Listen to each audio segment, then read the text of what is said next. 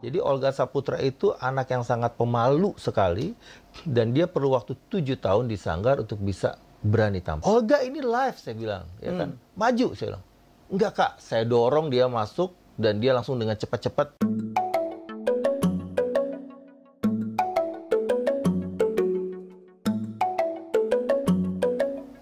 Ya, tamu saya kali ini agak berbeda nih ya. Setelah saya mengundang ada menteri, ada orang-orang yang kontroversi, ada orang yang selama ini nggak muncul. Sekarang adalah seseorang, wah ini gak kalah hebatnya. Ya, dianya hebat, tetapi dia di belakang orang-orang hebat di Indonesia. Ya, Aditya Gumai. Ya. Assalamualaikum Dino. Waalaikumsalam Kando. Waalaikumsalam Kami ini semua. dari satu daerah. Ya. Cerita dulu dong, Gumai itu kan nama kampung kan? Nama ya? farm. Nama farm? Nama farm Oh. di Lahat. Lahat. Ya. Tapi nama daerah juga kan? Dia sebenarnya bukan nama daerah, dia nenek moyangnya kita itu Gumai dan terbagi dalam Gumai Lembah, Gumai Ulu, Gumai ya. Talang? Gumai Talang, 3 gitu. Itu aja yang kenal Gumai Talang. Ya. Banyak sekali orang berasal dari daerah itu menggunakan nama Gumai. Ya, betul. Ya, jadi kalau Anda selalu mendebak-debak orang mana sih Aditya Gumai, ya orang Palembang juga lah sebenarnya. Iya. Tapi bukan karena sama-sama Palembang saya mengundang beliau, karena adik kita satu ini, ya Adinda saya ini satu ini luar biasa, ya just name it gitu. Pernah pada satu masa yang merajai di TV waktu itu adalah semuanya adalah murid dari beliau. Waktu itu ingat, dalam satu era ada Olga, ada Ruben, ada Oki Lukman, ya, dan kemudian ada Dude Herlino, siapa lagi? Zizi Sahab, kemudian Ayu Pratiwi, Ayu dan Pratiwi, Ustadz Jeffrey Al-Bukhari, Ustadz Jeffrey, almarhum. Dan ya kalau yang terbaru sekarang ini generasi seperti Prilly Latukonsina, Prilly Jessica juga dari sanggar kita. Ya, pernah berlatih Jessica Mila, ya. Kemudian juga ya yang terbaru ya kayak Billy Davidson dan lain sebagainya gitu. Waduh. Dan ini Adityanya ya begini aja kan dari dulu. Tidak berubah, tidak bersahaja. Bagaimana sih melihat murid-muridnya sukses begitu, Adit? Ya, yang pasti sih saya cukup berbangga hati ya dijadikan jembatan oleh mereka ya untuk bisa mencapai apa yang mereka cita-citakan, yang mereka inginkan sesuai dengan passionnya gitu. Jadi mereka ketika memiliki nama-nama besar sebenarnya itu bukan karena seorang Aditya Gumai, memang karena memang mereka memiliki takdir untuk menjadi besar di situ gitu. Ya. Baik, sebelum saya lanjut seperti biasa rapid test, saya akan bertanya tentang beberapa soal yang harus dijawab oleh Aditya Gumai ya. Siap. Oke, sinetron atau film? Film. Film. Film. Film. Ya. Padahal filmnya nggak banyak ya. 9 baru. 9 baru. Dibanding sinetron nama dramanya jauh lebih banyak ya. Iya. Oke, tapi passionnya di film. Baik, kemudian penulis naskah atau sutradara? Skenario. Skenario. Skenario. Skenario. Iya. Oke. Zizi Sahab atau Dude Herlino? Nggak bisa milih sih, dua-duanya ya. Ya. Karena mungkin kalau disuruh milih ya sebenarnya nggak bisa milih, dua-duanya sangat baik. Kalau milih salah satu, saya tahu dua-duanya baik. Zizi Sahab. Zizi Sahab. Oke. Nah, ini dia yang paling banyak ditanya orang. Ruben atau Olga? Ruben. Ruben. Ruben. Baik, saya mengangkat Ruben kemarin dan di situ dia menyebut Aditya Gumai dan saya pun mengangkat Aditya Gumai karena saya tahu bahwa di belakang Ruben Onsu adalah, dan dia mengakui tanpa Aditya Gumai Ruben tidak akan pernah mencapai seperti sekarang ini. Dulu sampai numpang-numpang tinggal ya? Ya, nginep-nginep rame-rame. Nginep-nginep rame-rame, ya. Sanggar di tempat saya di Kota Wisata Cibubur. Terus ya ngumpul-ngumpul lah di Tebet Sanggar dulu gitu. Berhari-hari mereka kumpul. Kumpul. Iya. Itu hitungannya seperti apa? Mereka bayar atau nggak ada, atau gimana sih? Jadi di kalau Sanggar itu? Waktu awal mereka mendaftar berbayar, tapi kemudian setelah menjadi anggota yang cukup aktif ya, ikut dalam berbagai macam program ya otomatis mereka dibayar malah oleh kita gitu kan. Ya. Jadi tidak ada lagi bayaran istilahnya. Kok begitu banyak yang lahir dari Sanggar apa Aditya Gumai itu? Apa sih yang Adinda ajarkan ke mereka? Sebenarnya karena mungkin kita cukup lama ya. Aku sendiri merintis Sanggar itu kan dari tahun 1986. Wow. Ya, 34 jadi sekarang tahun itu yang lalu. udah berapa? 34 tahun. 34 tahun. Dan ketika pada masa itu Sanggar itu lebih banyak untuk bermain untuk panggung, festival teater remaja dan lain sebagainya. Nah, Sanggar yang kudirikan ini langsung masuk ke era pertelevisian, jadi ke TVRI. Satu-satu stasiun TV Sanggar Indonesia pada Sanggar Ananda. Sanggar Ananda. Sanggar Ananda Kaula Muda itu. Nah, jadi pada saat karena saya menulis skenario untuk TVRI itu dari tahun 1982, dari SMP kelas 2 gitu. Saya sudah nulis skenario untuk drama remaja TVRI, cerita untuk anak TVRI. Jadi lulus SMA tahun 86 itu saya udah bisa langsung bikin sanggar sendiri untuk menyediakan program-program TVRI pada masa lulus itu. SMP? Lulus SMA? Lulus SMA saya langsung bikin sanggar. Wow. Karena dari SMP itu kan saya sudah menulis skenario buat TVRI. Ya.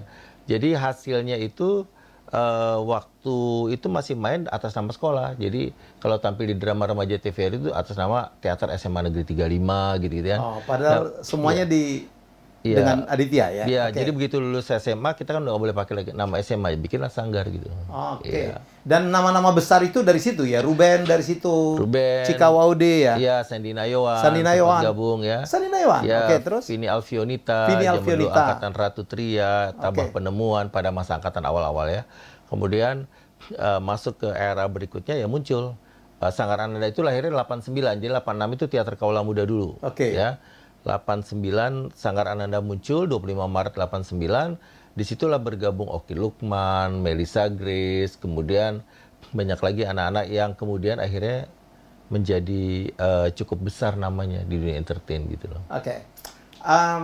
Saya tidak bermaksud untuk mengungkit cerita lama nih. Ya. Di beberapa netizen bertanya tentang sebenarnya bagaimana sih hubungan Olga sama Ruben itu? Ya. Oke, sebenarnya ini awalnya memang banyak yang menanyakan juga itu pada masa saat mereka memang kelihatan gak akur gitu ya. Jalan masing-masing padahal awalnya dari sanggar sama-sama. Kos bareng ya? Kos bareng, kemudian ikut dalam produksi saya sama-sama gitu kan. Kemudian ketika mereka sudah mulai menemukan jalannya di dunia pertelevisian, sudah mulai banyak yang kenal, mereka malah memilih jalan masing-masing. Gitu, ya kan? Sebenarnya emang ada satu peristiwa yang mungkin saya melihatnya begini. Di antara mereka tuh ada orang ketiga gitu, ya, seseorang gitu, yang kemudian dalam tanda kutip seperti mengompori mereka masing-masing. Ya, salahnya adalah mereka tidak mengkonfirmasi masing-masing. Jadi merasa bahwa omongan itu benar dan mereka akhirnya memendam sendiri-sendiri, ya kan? Sampai satu hari saya coba pertemukan, ya, saya coba dalam tanda kutip paksa Ruben datang ke ulang tahun Olga waktu itu, di sebuah hotel dan diliput oleh infotainment. Sudah terjadi istilah ya, berdamai di panggung, bersalaman, berpelukan gitu kan. Tapi kemudian berapa hari kemudian Ruben nelpon gitu loh, sambil dengan sangat sedih bilang bahwa ada orang yang bilang pada saat dia berpelukan dengan Olga itu, kamera infotainment mengambil wajah Olga di balik punggungnya Ruben itu seperti wajah yang nggak ikhlas. Gitu. Itu memunculkan lagi seperti mulai api membakar lagi loh rasa itu, dan kemudian mulai terpisah lagi jauh gitu. Jadi ini sebenarnya omongan orang ketiga yang kemudian mereka yakini tanpa konfirmasi. Padahal dua-duanya anak baik ya. Dua-duanya orang yang sangat menolong orang lain. Sangat baik. Sangat gampang menangis melihat orang lain ya. Betul sekali. Dan mereka berjuangnya bareng. Sama-sama. Pernah kos bareng, katanya tidur satu bantal. Gitu. Iya, betul. Dan dalam wawancara dengan saya, terakhir Ruben mengatakan bahwa dia kehilangan Olga dan dia sangat menyesal karena pada saat Olga pergi dia tidak pernah sempat untuk bertemu karena Olga waktu itu diisolasi di Singapura. Iya, bahkan saya sendiri juga melihat Olga itu terakhir di Pondok Indah. Ya, waktu itu pada kita udah sama-sama siap-siap mau berangkat ke Singapura, tapi memang dibatasi gitu ya. Kita nggak boleh datang ke sana dan ya udah, akhirnya kita semua hanya bisa bertemu pada saat Olga sudah dimakamkan gitu.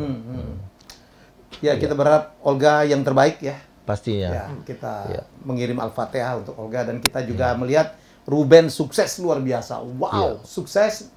Bagaimana Aditya Gumai melihat kesuksesan seorang Ruben Onsu? Ya, waktu Ruben sebelum membuat Geprek Bensu dengan begitu banyak cabang seperti sekarang, sebenarnya Olga lebih dulu membuka restoran di daerah Kemang, gitu. Ya, restoran Jepang gitu, dan itu juga sukses sekali. Takigawa. Takigawa. Nah, cuma Olga itu memang berbeda dengan Ruben. Ya. Olga itu dia betul-betul seniman yang menyerahkan segala urusan kepada orang lain. Sementara Ruben itu total ya. Total dan cepat belajar, ya, sangat perfeksionis gitu, dan benar-benar controllingnya terhadap segala sesuatu luar biasa. Gitu. Jadi itu yang membuat dia menurut saya dengan cepat bisa lebih maju. Gitu. Kemarin waktu Adit dikirimin makanan sama Ruben, gimana cerita? Gimana perasaan sih? Sebenarnya makanan itu sering sih dia kirim, ya kan? Makanan dari Geprek Bensu. Jadi gini, kita itu kalau mau pesan geprek yang banyak gitu, sebaiknya jangan ngomong sama dia, karena pasti dikirim gratis gitu.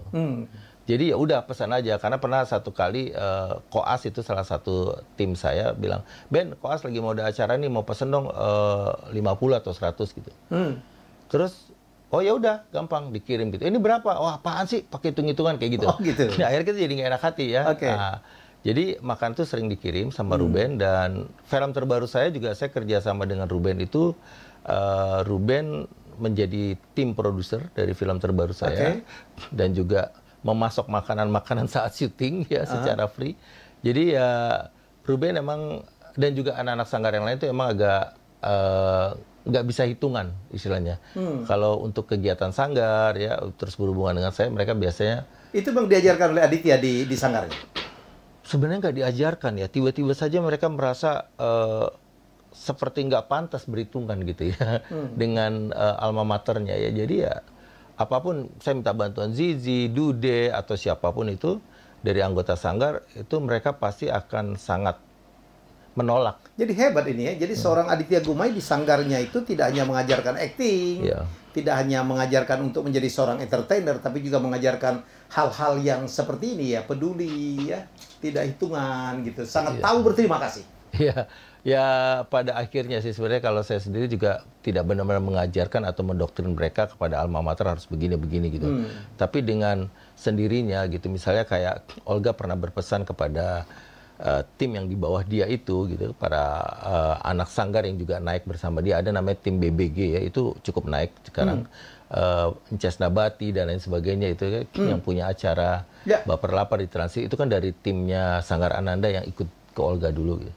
Nah, kalimat yang mereka selalu kenang dari Olga adalah, kalau Kak Aditya Gumai minta kamu untuk membantu, apakah itu dalam programnya atau apapun itu, jangan sekali-sekali menolak. Itu kalimat Olga. Jangan sekali-sekali menolak. Jadi, itu Olga sendiri yang membuat kalimat itu. Dan Ruben sendiri yang merasa harus begitu. Jadi, saya sendiri nggak pernah meminta sesuatu pada mereka. Gitu. Tapi keakraban kita sebagai sebuah keluarga besar dengan sendirinya tercipta semacam loyalitas ya terhadap ada rutin pertemuan? Kita punya grup WhatsApp ya dari angkatan ke angkatan, jadi selalu rame di situ ngobrol gitu. Sudah berapa orang sih yang dilahirkan atau dididik oleh Sanggar Ananda? Dari tahun 86 ya, setiap tahunnya tuh nggak kurang dari 700. Sekarang aja ada 1000-an murid ya di berbagai cabang. Jadi kalau dikalikan 34 tahun ya bisa sekitar hampir 30 ribuan ya. Udah bisa bikin partai lah maksudnya. Tapi banyak di antara mereka gini Kak, tidak selalu bekerja di entertain pasti. Oh ya, akhirnya ya. Akhirnya kan seleksi alam. Mereka selalu bilang bahwa apa yang mereka dapatkan di sanggar itu akhirnya membekali mereka untuk kehidupan lain ya. Mereka menjadi lebih percaya diri. Kalau saya naik pesawat tiba-tiba ada pramugari bilang, Kak Adit, oh siapa ya gitu, saya dari angkatan ini Kak Adit gitu, atau ada di bank, teller bank Kak Adit gitu, oh ya siapa ya gitu. Jadi mereka selalu bilang masuk sanggar itu membuat mereka jadi lebih percaya diri ketika bertemu dengan HRD untuk melamar, menjadi lebih memiliki satu kemampuan komunikasi yang baik, lebih ekspresi gitu. Itu yang membuat saya di mana-mana bertemu, dan itu juga mereka ada di berbagai negara kan akhirnya. Ya tinggal di berbagai negara, dan kalau saya mau pergi ke luar negeri mereka selalu welcome untuk bantu gitu. Itu tidak ada kebahagiaan lebih besar dari itu ya. Luar itu biasa. Seorang pendidik. Keluarga besar.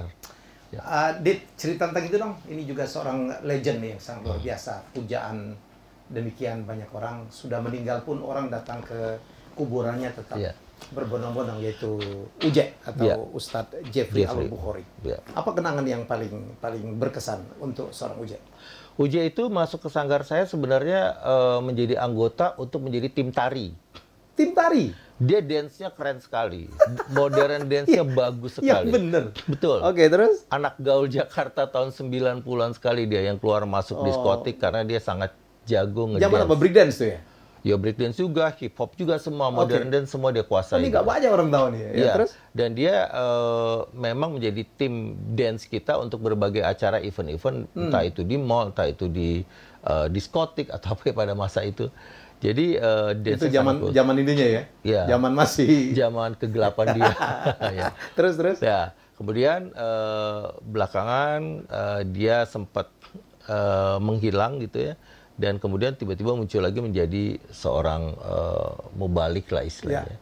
Nah, saya sempat dengan dia bertanya waktu itu. Jadi saya bikin sebuah rekaman video untuk tuntunan haji. Ya. Tapi pada masa itu dia harus merekam suaranya dulu. Kemudian pada saat syuting dia harus melipsing apa yang dia katakan. Pada masa itu begitu gitu ya teknisnya. Dan dia bisa dengan tepat mengucapkan persis apa yang direkam itu tanpa salah, dengan sangat presisi, ya. Tarikan nafasnya dan semua selama 1 jam dia bicara sama persis gitu. Wow. Ya. Dan saya bertanya, J gitu. Saya manggilnya teman-teman sanggar sih manggil dia pelor ya, nempel molor gitu. J, kamu jadi seorang ustadz kayak gini nggak khawatir tiba-tiba ditanya oleh umat dan kamu nggak bisa jawab gitu, dalil kamu kurang, ilmu kamu kurang? Dia bilang tiba-tiba dia merasa mendapatkan satu ilham untuk terus bisa menjawab apapun pertanyaan gitu. Itu luar biasa sekali. Setelah dia melewati masa di mana dia seperti ketakutan akan dibunuh orang terus, paranoid. Oh, pernah? Pernah, dia paranoid karena dia sempat memakai narkoba juga kan. Ya. Ada masa itu dan dia tiba-tiba seperti ketakutan dan seperti ingin dibunuh orang terus, dan akhirnya dia direhabilitasi dan mensucikan dirinya dalam satu mungkin pesantren dan lain sebagainya gitu. Dan akhirnya muncul dia sebagai UJ. Berapa lama di Sanggar, Dit? Lama sekali, dari tahun 90 ya sampai dengan sampai di akhirnya benar-benar muncul sebagai mubalik itu, sebagai ustadz. Oke. Ada kenangan nih barangkali pada saat beliau mau pergi gitu dengan seorang Aditya Gumai? Jadi awalnya dia sebenarnya yang ingin naik haji itu bukan Reza Radian, harusnya UJ. Ya, karena pertama kali dia dapat dengan Ati Cancer ya? Ati Cancer, film saya yang tahun 2009 itu. Karena sebelumnya sebenarnya UJ waktu dia aktif di Sanggar, saya kasih peran utama di sinetron TVRI pada masa itu, judulnya Saya Patah, bermain sama Ratu Tria. Dia untuk sinetron pertamanya langsung menang sebagai aktor terbaik remaja waktu itu. Nah, saya tahu kemampuan aktingnya bagus. Nah, waktu saya minta untuk dia main di Emak Ingin Naik Haji, dia bilang dia kayaknya sekarang sudah posisi beda lagi nih, bukan lagi menjadi pemain sinetron atau film. Maka dia minta di belakang layar aja. Akhirnya dia bantu jadi produser dan menjadi cameo juga di film Emak Ingin Naik Haji. Main sebagai dirinya sendiri kalau nggak salah? Ya, jadi ustadz di situ. UJ itu kenangan terindah saya dengan dia tuh, dia datang ke surprise partinya saya. Jadi anak Sanggar mengadakan acara ulang tahun saya gitu, dan dia pulang dari umroh tuh langsung ke Sanggar gitu. Dan di Sanggar saya di depan anggota Sanggar saya bilang, J, saya minta hadiah satu dari kamu. Apa Kadit? Dance dengan baju gamisnya itu. Dia bilang, waduh, Kadit mohon maaf, yang lain, please yang lain, jangan suruh saya ngedance gitu ya. Udah nggak zamannya saya ngedance gitu kan, apalagi dengan baju yang udah seorang ustadz seperti itu. Gitu. Tapi saya bilang enggak, saya minta satu kali aja, kamu ngedance di depan anak-anak Sanggar, ya. Dan dia ngedance gitu dengan baju gamisnya itu demi memenuhi permintaan saya gitu. Saya rekaman videonya itu hilang gitu. Padahal itu adalah kenangan yang terbaik buat saya ya, karena dia mau memberikan satu permintaan dari saya, mengalahkan apa yang menjadi tameng dirinya sekarang gitu, untuk bisa tampil sebagai hadiah gitu. Demi gurunya. Ya gitu kira-kira. Jadi kalau pikir itu UJ itu lengkap ya. Suaranya bagus, ceramah bagus ya. Semua. Nyanyi bagus, acting oke. Iya, betul. Dancer ternyata. Dancer saya nggak juga. pernah tahu kalau dia ada seorang dancer asli. Iya. Luar biasa. Kalau Oki Lukman juga, ini kan juga seorang megastar ya dalam industri pertelevisian di Indonesia. Berapa tahun dengan Adit? Dia dari tahun 90-an juga. Jadi salah satu yang membuat saya membuat Lenong Bocah itu, suatu hari di pada saat latihan di Sanggar itu saya melihat Kita tuh ada materi namanya improvisasi, Kak. Jadi saya membuat sebuah metode latihan acting yang disebut 7C. 7C itu adalah belajar pertama konsentrasi, imajinasi, kemudian ekspresi, artikulasi, intonasi, improvisasi, dan terakhir adalah eksplorasi. Itu metode yang saya berikan. Dan 7C? 7C. Dan metode itu saya ambil dari berbagai sumber buku, para guru acting yang saya peras menjadi satu metode yang disebut 7C supaya mudah memberikannya kepada anak dan remaja yang masih awam tentang seni peran.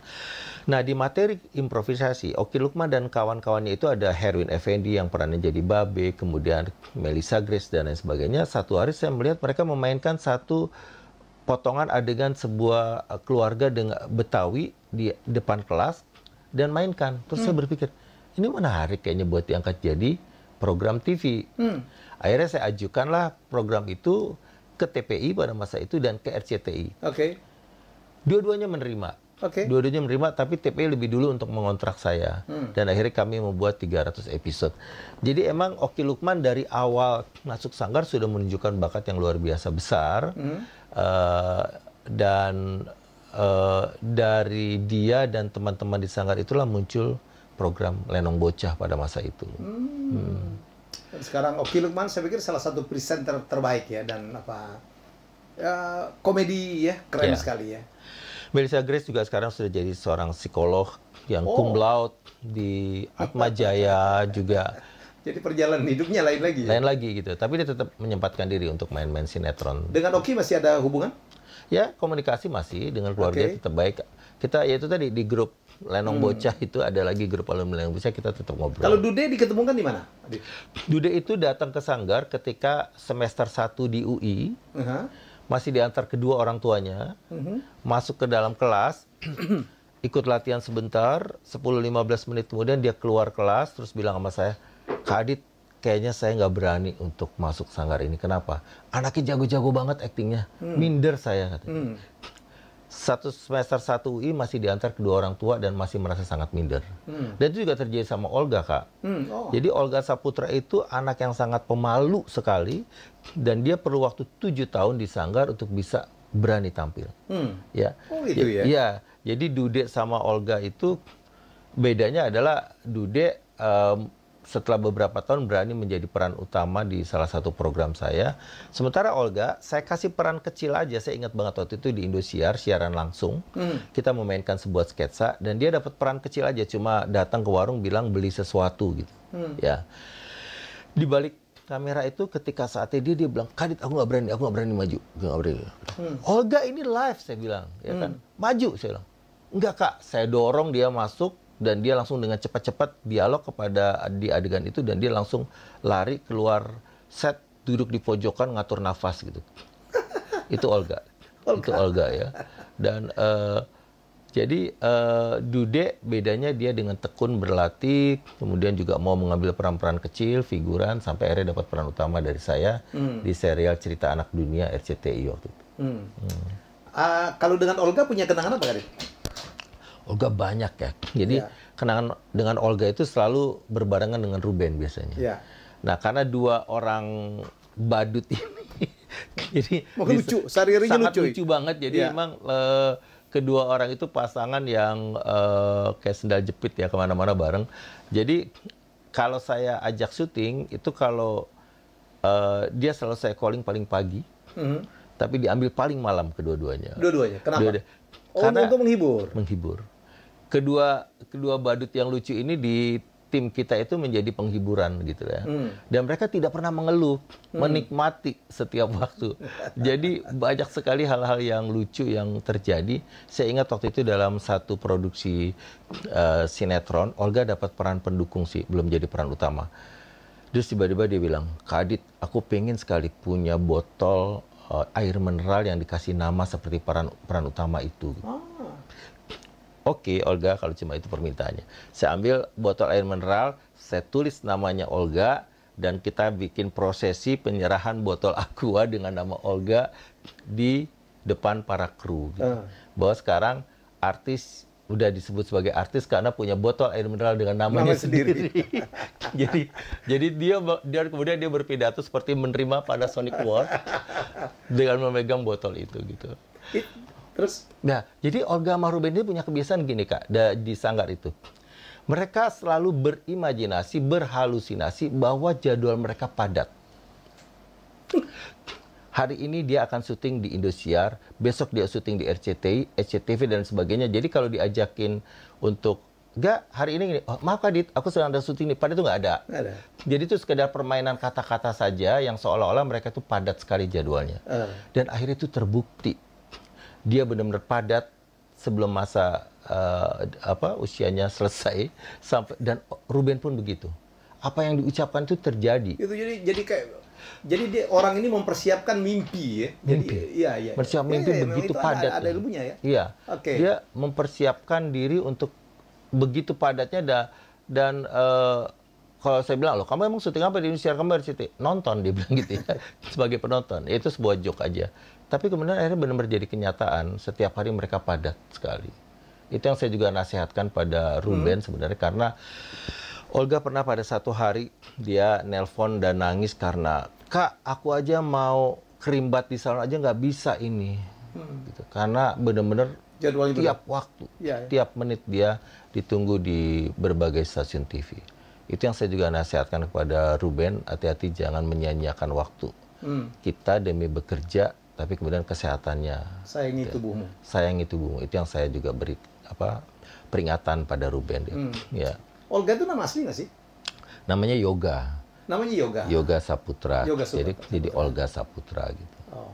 Kalau adiknya Billy tidak di Sanggaran? Billy nggak. Jadi Billy itu setelah Olga naik, kemudian Billy ikut bersama Olga di entertain gitu. Diajak-ajak ya? Dicangkokin ya? Dan sekarang dia jadi juga walaupun belum sebesar Olga ya? Iya. Dengan Olga ada kenangan yang istimewa nggak? Atau dia diketemukan di mana sih? Masuknya sih siapa yang nganterin atau apa sih?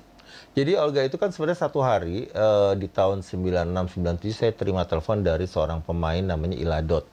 Ya, pemain film Iladot. Dia bilang, Mas Adit ada anak lucu sekali nih gitu. Dia suka nongkrong di lokasi syuting di daerah Rawamangun.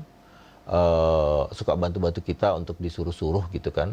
Tapi kerjanya nongkrong aja di situ. Kalau syuting di dalam rumah, biasanya kalau dia nggak bisa masuk ke dalam rumah itu, dia akan ngumpet di dapur hanya untuk ngintip syuting. Olga. Itu. Ya. Terus?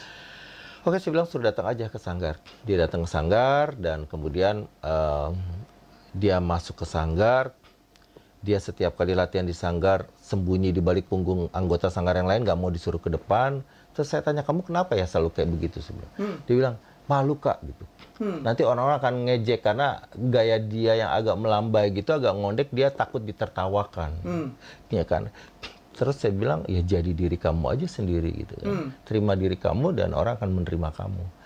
Terus akhirnya dia mulai berani maju-maju. Malah dari tertawaan itu akhirnya jadi semacam kayak kayu bakar yang membuat dia menjadi semangat. Oh ternyata apa yang aku lakukan ini dengan segala jati dirinya itu tidak jadi masalah buat orang-orang, menjadi tertawa gitu, menjadi terhibur. Apalagi kemudian kalau dia di Sanggar itu ada satu pola yang saya berikan, kalau ada satu latihan improvisasi, para anggota lain boleh tunjuk tangan untuk memilih siapakah yang memiliki kemampuan improvisasi terbaik, dan itu dapat uang 100.000 dari saya. Ya kan, dapat hadiah. Dude pernah memenangkan itu, Ruben juga, dan Olga cukup sering, termasuk juga Zizi. Jadi akhirnya hadiah 100.000 yang diharapkan setiap kali latihan itu memacu semua untuk bersaing, untuk mendapatkan suara dari teman-temannya saat mereka berlatih improvisasi. Bagaimana mengeluarkan kemampuan mengembangkan cerita dan lain sebagainya. Dan itu akhirnya salah satu yang membuat Olga dan Ruben memiliki kemampuan improvisasi yang cukup baik menurut saya gitu. Olga dan Ruben itu dua-duanya berasal dari keluarga yang biasa-biasa aja ya? Olga harus menjual, belakangan saya baru tahu harus menjual kulkasnya untuk bisa masuk Sanggar gitu ya. Belakangan saya baru tahu dari cerita dia kemudian di infotainment bagaimana perjuangan dia, bagaimana dia harus jalan kaki dari rumahnya ke Sanggar ya kan. Ruben sendiri ada sebuah cerita yang sebenarnya amat sangat mengharukan dari seorang Ruben ya. Jadi itu masuk dalam buku kecil, saya pernah membuat buku dengan Mbak Asma Nadia tentang kumpulan-kumpulan kisah-kisah orang sukses, salah satunya Ruben. itu ada cerita pendek tentang bagaimana dia satu hari datang ke rumah keluarganya dan Ruben itu melihat mobil saudaranya yang sebenarnya nggak bagus-bagus juga, nggak bukan mobil dengan merek mahal tapi bersih gitu. Dan Ruben cuma megang mobil itu dan kemudian si keluarganya itu bilang, si saudara bilang, jangan pegang-pegang, tangan kamu kotor. Jangan pegang-pegang mobil saya, tangan kamu kotor gitu. Nah, kata-kata itu nempel sekali di benak dia. Dan akhirnya menjadi cerita dia bahwa aku harus punya. Ada dendam ya, dendam positif ya. Oke. Nah, itu juga terjadi ketika akhirnya Ruben satu hari datang ke sahabat saya sambil nangis gitu. Dia bilang, Kak, aku harusnya ikut sebuah acara lawak populer di salah satu stasiun TV. Dan dia hanya cuma dapat peran kecil. Tapi si salah satu pelawak yang terkenal itu kemudian menggantinya pada saat mau take dengan orang lain. Peran kecil itu. Dia pulang dengan sedih karena merasa kesempatan dia itu hilang. Ya. Dan dia buktikan bahwa aku bisa nanti mendapatkan peran yang lebih besar, dan itu berhasil. Akhirnya sebenarnya saya berpikir bahwa dendam positif itu bisa membawa kita jauh lebih maju ya sepertinya, untuk bisa mencapai yang kita harapkan. Saya pun termasuk begitulah. Saya kan waktu kecil karena bapak saya hanya pedagang kaki lima, banyak dihina, nggak ada cewek yang mau gitu. Tadi ada dendam tapi positif. Saya mendengar itu dari kakak saya, Kak Salendra itu temannya Pak Tantowi Yahya, teman main bandnya juga gitu. Jadi kakak saya cerita bagaimana keluarga Yahya ini luar biasanya. Jadi dua nama besar MY dan Tantowi Yahya itu tinggal di pinggiran musik kan. Kemudian akhirnya menjadi tokoh nasional gitu. Jadi dalam keluarga kami juga cerita keluarga Yahya yang di Palembang ini dari keluarga sederhana dan berhasil menjadi tokoh di tingkat nasional menjadi sebuah cerita sukses yang membanggakan buat orang Palembang gitu. Jadi kadang-kadang dendam itu perlu, Adit. Saya dulu kalau saya dihina orang tuh saya kelola tuh. Awas loh, saya buktikan kamu menyesal menghina saya. Ini terjadi Kak sama saya. Awalnya ketika saya menulis skenario kelas 2 SMP itu awalnya begini. Saya itu diajak sama salah satu teman untuk melihat latihan teater untuk persiapan program TVRI drama remaja. Saya duduk aja di pojok melihat dia latihan. Lalu teman saya itu di tengah keramaian itu bilang ke sutradaranya, Mas, masih ada peran figuran nggak? Teman saya dong main. Nah, si sutradara itu bilang, oh nggak ada, sudah penuh. Saya terus saat dia latihan diam-diam saya pergi pulang dan saya bilang, saya merasa waktu itu kenapa? Saya merasa dipermalukan pada saat itu. Saya nggak minta untuk main, teman saya itu cuma menawarkan. Tapi kemudian diteriakin nggak ada peran lagi gitu loh. Atau figuran pun nggak ada. Gitu. Jadi ada nggak percaya, menghina gitu ya. Gitu kan. Jadi saya pulang. Nah, karena sebenarnya saya waktu itu udah nulis naskah panggung. Naskah pertama saya itu untuk Pusat Kebudayaan Prancis, ya. Judulnya Sayembara Sang Pangeran. Dan kemudian beberapa kali ditampilkan di Pusat Kebudayaan Prancis dan kemudian saya punya tetangga yang mengajak saya datang ke latihan itu, dia punya contoh naskah drama TVRI. Nah, saya belajar akhirnya dari situ, secara otodidak. Belajar untuk menulis, saya akan buat sendiri naskah. Saya akan ajukan sendiri ke TVRI. 8 kali bolak-balik, saya ingat sekali yang mengoreksi naskah saya, almarhum Pak Ananto Widodo. Dan juga Mbak Yeni Christine. Beliau yang 8 kali saya bolak-balik dengan celana pendek, anak SMP datang ke TVRI. Kemudian memeriksa naskah saya, kemudian juga memberikan koreksi-koreksi, sampai kemudian naskah pertama saya yang judulnya Langkah itu diterima. Dan saya main jadi peran utamanya. Dendam positif. Tahun berapa itu? Tahun SMP masih ya? SMP. Tahun 84. Jadi saya nulis 82-an, nulis naskah panggung, tapi 82-an itu saya udah mulai nulis naskah TVRI. Setiap beberapa minggu sekali balik untuk mendengarkan koreksi-koreksi. 84 baru bisa diproduksi naskah itu. Luar biasa ya. Kadang-kadang ya inilah kita mengelola sebuah Saya kenal Mas Helmi itu di ini waktu acara kuis Bu Anies Sumadi. Ingat gak kita ketemu di studio? Mas Helmi menjadi tim kreatif kalau nggak salah. Kebetulan akhirnya saya mendengar Mas Helmi menulis naskah Blok M. Itu luar biasa ya, Desi Ratnasari sama Paramitha Rusady main. Chris Salam, muncul sainganku nih. Enggak. Penulis skenario nih. Gila, dia langsung ke film. Langsung ke film, gua ya. masih di TVRI ya gitu. Padahal baru ketemu kemarin di belakang menjadi tim kreatif, udah jadi penulis skenario Blok M, bakal lokasi Mejeng kan singkatan. Dan iya bakal lokasi Mejeng. Iya. Dan menjadi orang nggak banyak tahu kalau saya penulis naskah gitu. Dan nulis novel juga kan. Nulis novel ya. Waktu itu Lupus, Hilman Hariwijaya muncul. Saya punya Lintar. Mau nyanyiin lagi. Ya. Lupus, Hilman bikin, saya Lintar. Dia Hilman, saya Helmi. Iya. Lintar, ya dibikin film juga, Dit. Iya. Ketika musim durian tiba gitu. Iya. Jadi menarik tuh. Saya dianggap dulu oleh penerbit itu mau menyaingin Lupus. Jadi saya di blacklist tuh. Akhirnya saya bikin yang perempuan. Ya, jadi bikin saya serial Lola itu. Bakal lokasi Mejeng itu. Si Blok M itu ya? Ya, jadi sama. Kita kan otodidak. Saya bilang, oh ini namanya skenario. Saya lihat, oh ini ada dissolve. Saya belajar yang gitu saya aja. kagumi kan dari seorang Mas Helmi itu dari seorang belakang layar, ya tim kreatif, kemudian menulis skenario, menulis novel, tiba-tiba muncul juga di politik, menjadi orang penting di TVRI dan di berbagai tempat. Sementara saya tetap menjadi seorang pemilik sanggar Ananda. Kamu lebih konsisten lah. Lebih setia dengan profesi. Sementara saya mencoba berbagai hal. Ya, jadi menarik juga gitu. Kemarin waktu saya bertemu dengan Glenn Fredly sebelum dia meninggal, saya diundang ke M Block. Dia bilang, bro, saya bikin ini karena ini referensi saya dan nonton film Blok M gitu. Sesuatu yang saya sebenarnya udah lupakan gitu ya. Saya dulu cukup detail karena saya kan kuliah di STAN di Purnawarman. Memang tiap pulang itu Blok M. Jadi Blok M itu hafal mati lah. Zaman itu ada pusat gaulnya anak muda Jakarta. Ya. Jalan sore, Melawai, JJS, ya. Ya, jadi ya itulah. Tapi saya justru kagum dengan Adit karena memang persisten dengan profesinya. Album saya pertama yang ngeluarin Pak Tanto Yahya. Semaradana. Ya, Cipi Production. Dengan Abi ya. Abi Utomo. Di mana dia? Masih ngumpul. Anaknya sekarang masuk sanggar saya, jadi sering tiap minggu kumpul. Jadi nggak banyak orang tahu. Aditya Guma itu pada rekaman loh, duet sama Abi Utomo. Judul lagunya Semaradana. Hari ini aku jatuh cinta. Tapi grupnya namanya Semaradana. Oh, grupnya yang Semaradana. Namanya Semaradana, iya. Oh, yang Semaradana itu lagunya Guru ya? Iya. Ya. Kemudian kita juga membuat lagu-lagu religi dan sebagainya. Berhenti nyanyinya. Berhenti.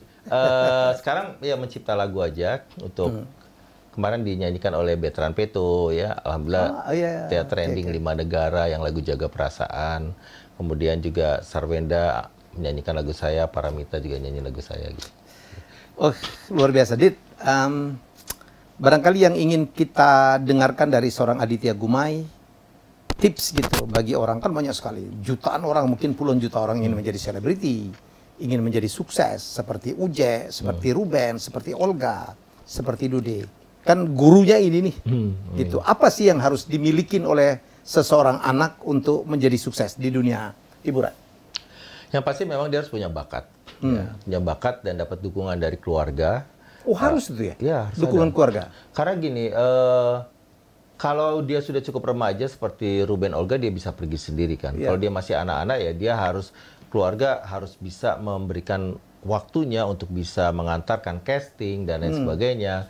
Dan alhamdulillah sih sekarang dengan adanya tren homeschooling, satu dekade ini kan sudah mulai bermunculannya homeschooling. Anak-anak yang bekerja di dunia entertain itu rata-rata memang mereka homeschooling. Ya. Nah artinya ini dukungan dari keluarga kan harus besar, harus percaya. Bukankah Ruben itu tidak didukung oleh orang tuanya untuk berkesenian ya? Terutama bapaknya katanya nggak suka banget dia berkesenian. Ibunya yang mendukung. Ibunya mendukung. Jadi yang pertama masuk sanggar itu Jordinya dulu masuk sanggar, dia Ruben mengantarkan saja gitu kan. Terus lama-lama akhirnya Ruben juga ikutan gabung gitu. Nah, jadi ibunya dukung, kalau bapaknya memang kurang saya kenal dengan baik karena yang selalu ada di sanggar tuh ibunya gitu. Oke. Nomor 3-nya Pak? Ya, satu setelah bakat, kedua kemudian dukungan orang tua. Yang ketiga itu dia harus punya satu mental yang kuat ya. Ya. Jadi gini, kalau ada anak-anak yang terjun ke dunia entertain, terus ada yang bilang bahwa oh ini eksploitasi anak gitu. Menurut saya tuh itu tidak eksploitasi anak. Kalau saya tidak suka matematika, tapi orang tua saya mengharuskan saya belajar matematika sampai dapat nilai 9, itu eksploitasi menurut saya. Karena itu tidak sesuai dengan minat dan passion saya. Tapi ketika seorang anak yang ketahuan memiliki bakat di bidang seni, lalu orang tuanya membukakan jalan, menyiapkan kolam buat dia berenang dan dia menikmati. Dan dia menikmati, itu bukan eksploitasi. Itu adalah sebuah tempat di mana orang tua menempatkan si anak pada tempat yang tepat untuk dia hidup. Jadi kuat mental, dan anak-anak yang biasanya terjun ke entertain itu, dia tidak ada lelahnya ketika harus menunggu syuting. Dia menikmati aja, dia bermain, ya, dia sangat fun gitu. Beda dengan anak yang memang dipaksakan oleh orang tua, dia mungkin akan cepat jenuh. Jadi ketika dia cukup kuat mental, orang tuanya juga mendukung, biasanya terbuka jalan gitu, untuk bisa menjadi seseorang lah di dunia entertain. Tuduhan eksploitasi anak juga kena dengan saya pada saat saya memanage Joshua. Wih, itu ada orang tuh. Pejabat, ini eksploitasi anak. Pak, anaknya enjoy kok. Dia tetap sekolah, Joshua tetap sekolah, show-nya cuma Sabtu Minggu. Saya ngomong begini, Pak, kalau saya cabut tuh ya, Joshua kita larang untuk menjadi seperti itu, Tasya, dan sebagainya. Anak-anak Indonesia kehilangan idolanya loh. Bapak tanggung jawab lu ya, kalau idolanya mereka orang luar negeri semua gitu. Yang belum tentu cocok itu. Oh, nggak bisa begitu tuh. Jadi kadang-kadang begitu. Jadi mungkin saya bukan agak lah ya, sepakat lah. Ya, jadi tergantung kasusnya. Memang Aditya barangkali juga merasakan ya, ada orang tua yang juga terlalu push. Anaknya sebenarnya sih tidak minat-minat amat dan tidak bakat-bakat amat, tetapi kepengen jadi Joshua, mungkin kepengen jadi Ruben, kepengen jadi apa dan sebagainya. Itu barangkali ada unsur eksploitasi anak gitu ya. Tapi kalau anak sangat menikmati dan memang mungkin akhirnya takdirnya adalah di situ hidupnya, menurut saya dukungan orang tua sangat diperlukan. Apalagi kalau sekolah juga tidak ketinggalan, ya kan? Iya, betul. Dan apalagi sebenarnya ketika memang ada pola homeschooling atau online school sekarang ini ya, menurut saya mereka harus punya nyawa kedua gitu ya, yang bernama bakat, minat dan bakat selain ijazah gitu tadi. Jadi kalau orang tua saya kan selalu bilang begini, selesaikan sekolah, ijazah kamu itu nyawa kedua. Nyawa pertamanya adalah ya dari Allah. Dan sekarang saya bisa bilang pada orang tua saya gitu, almarhum, saya hidup dengan nyawa ketiga. Yaitu minat dan bakat. Passion. Ijazahnya saya simpan di laci. Luar biasa obrolan dengan Aditya Gumai. Jadi Anda tahu, this is the man behind so many stars gitu di Indonesia. Tapi beliau juga adalah seorang yang sangat talented. Beliau bagus bermain, acting, bisa menyanyi, bisa menulis skenario. Tadi kenapa lebih memilih menulis skenario daripada sutradara ya? Sutradara itu kerjaannya tuh dari hulu ke hilir ya, persiapannya. Dan setelah 9 film ini dan usia di atas 50, saya mulai merasa sebaiknya saya menjadi produser saja, menulis skenario, berkebun, beternak ikan, di sebuah tempat mendirikan pesantren gratis, tapi tetap menulis skenario, kemudian juga memproduksi film gitu. Boleh hafal nggak berapa skenario yang sudah dibuat total? Ribuan? Ribuan, Mas. Karena Lenong Bocah aja 300 episode ya. Belum lagi yang terbaru ini Lenong Legenda kemarin 100 hampir 150. Belum lagi juga serial cerita belum lagi TVRI-nya lagi ya. Belum lagi TVRI, banyak sekali udah nggak terhitung. Ya, itulah obrolan saya dengan Aditya Gumai. Semoga kita mendapatkan banyak sekali pelajaran, inspirasi, tips dan pelajaran hidup yang paling penting. Ada passion di sini, ada ketekunan terhadap profesi, ada bagaimana mendidik, membina orang lain, ada bagaimana mengantarkan orang lain untuk sukses Jadi terima kasih sudah bersama saya dan Aditya Gumai. Kita jumpa lagi dengan tokoh-tokoh selanjutnya. Bye-bye.